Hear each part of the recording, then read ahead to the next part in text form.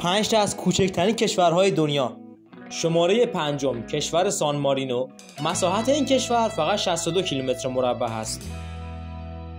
شماره چهارم جزیره توالو. مساحت این کشور 23 کیلومتر مربع است. شماره سوم جزیره ناورو. مساحتش فقط 22 کیلومتر مربع است.